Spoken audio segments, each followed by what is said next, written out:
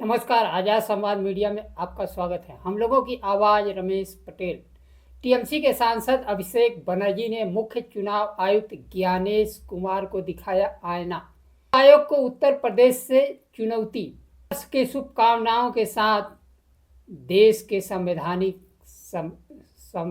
संस्थान क्या नव वर्ष में अपनी जिम्मेदारी को निभाएंगे? समय के साथ खबर पाने के लिए चैनल को सब्सक्राइब करें। नमस्कार, खबर विस्तार से। पश्चिम बंगाल के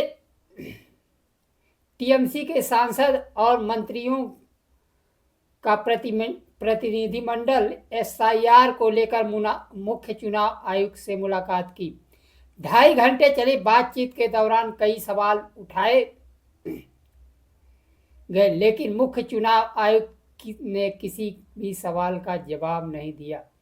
सांसद अभिषेक बनर्जी ने मुख्य चुनाव आयुक्त पर सवाल उठाते हुए कहा, मुख्य चुनाव आयुक्त ने उनसे उंगली उठाकर बात करने की कोशिश की, लेकिन मैंने साफ कर दिया कि उंगली नीचे करके बात कर। आप मनोनीत हैं, हम निर्वाचित प्रतिनिधि हैं, हम किसी के दास और गुलाम नहीं हैं। यह आम लोगों की, आम जनता का अधिकार है। कोई भी जनता चुनाव आयुक्त की तरफ उंगली उठाकर अपने मताधिकार को छीनने के कारण जान सकता है। उन्होंने कहा, चुनाव आयुक्त को लेकर इस संस्था और देश को बर्बाद करने के मिशन पर मुख्य चुनाव आयुक्त को भेजा गया। पहले सरकार को मतदाता चुनते थे, अब सरकार मतदाता निर्धारित करती है कि कौन से मतदाता चुनाव में भाग लेंगे और कौन से मतदाता चुनाव में भाग नहीं लेंगे। अभिषेक बनर्जी ने 2.5 घंटे चली बातचीत की सीसीटीवी फुटेज जारी करने की चुनौती दी और दावा किया कि इस बैठक में वही बोलते रहे। चुनाव आयोग विपक्ष के नेताओं से मिलने से ही इनकार कर देता है। टीएमसी के प्रतिनिधि से मुलाकात कर ली, यही बड़ी बात है। सीसीटीवी दिखाना होता तो निर्वाचन संबंधित सीसीटीवी फुटेज डिलीट क्यों करता?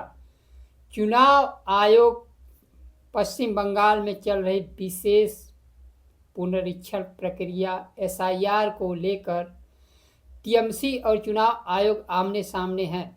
पश्चिम बंगाल में 58 लाख से अधिक मतदाताओं का नाम काट दिए गए हैं। चुनाव आयोग यह बताने के लिए तैयार नहीं है कि किस वजह से नाम काटे गए। नाम कटने का वजह मृत है, स्थान बदल गया है, नाम का दोहरा हुआ है, घुसपैठिया है, किस वजह से नाम काट दिए गए? चुनाव आयोग जवाब नहीं दे रहा है। विधानसभा चुनाव में 65 लाख मतदाताओं के नाम काटे गए थे। चुनाव आयोग बिहार में नाम काटने का वजह तो नहीं बताया, लेकिन चुनाव के अंतिम क्षणों में रहस्यमय तरीके से 3 लाख मतदाताओं के नाम और जोड़ दिए। मतदान के आंकड़े, महिला पुरुष कितने मत दिए, कितने मत प्रतिशत का मतदान हुआ, चुनाव आयोग मतगणना और मतदान के आंकड़ों को छुपाता रहता है। अभिषेक बनर्जी ने कहा, चुनाव आयोग सॉफ्टवेयर और मतदाता सूची में हेर फेर करके चुनाव चोरी कर रहा है। पश्चिम बंगाल के साथ देश के अन्य राज्यों में भी एसआईआर प्रक्रिया चल रही है। एसआईआर प्रक्रिया जबकि असम में भी चुनाव होने हैं, वहाँ नहीं हो रहा है। न तो महाराष्ट्र में हो रहा है, न तो आंध्र प्रदेश में हो रहा है। एसआईआर प्रक्रिया में पहले 1 माह का समय दिया गया, बाद में चुनाव आयोग विपक्ष के दबाव में समय को टुकड़ों में बढ़ाता रहा। जब उत्तर प्रदेश के मुख्यमंत्री योगी आदित्यनाथ ने कहा कि 4 करोड़ मतदाताओं के नाम काट दिए गए, तो चुनाव आयोग के कान खड़े हो गए। अब 1 जनवरी को होने वाला प्रक्रिया 6 जनवरी तक टाल दिया गया। कल चुनाव आयोग को चुनौती चुनाव आयोग ही दे रहा है। उत्तर प्रदेश में पंचायत के चुनाव होने हैं, जिसे राज्य निर्वाचन आयोग पंचायत के मतदाता सूची का भी पुनरीक्षण कर रहा है।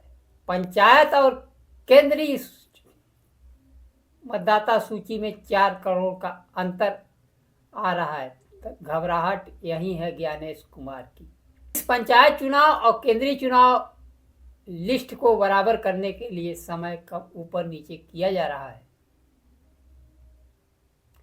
ताकि वोट चोरी पकड़ी न जा सके।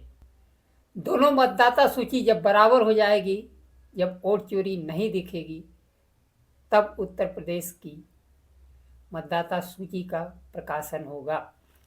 नव वर्ष की शुरुआत हो चुकी है, लेकिन नव वर्ष की पूर्व संध्या पर ही देश के संवैधानिक संस्थानों से अच्छी खबर न्यायालय से मिली।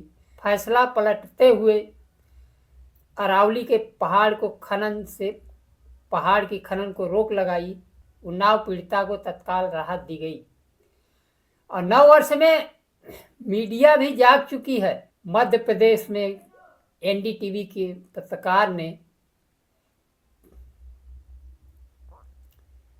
भारतीय जनता पार्टी को मंत्री से सवाल पूछे। क्या यही सवाल प्रधानमंत्री से पूछा जाएगा? देश के समस्याओं को लेकर मीडिया जिम्मेदार होगी। न्यायालय की तरह चुनाव आयोग भी जवाबदेह होगा। जब तक चुनाव आयोग पारदर्शी तरीके से काम नहीं करेगा, आम मतदाता को विश्वास नहीं जगेगा कि हमारा मतदान चोरी नहीं हो रहा। तब लोकसभा में विपक्ष के नेता के मांग के अनुसार वोट चोरी की जांच करानी चाहिए। सीसीटीवी फुटेज को सुरक्षित रखना चाहिए। चुनाव परिणाम तभी घोषित किया जाए जब वीवीपैट की भी मिलान कर लिया जाए।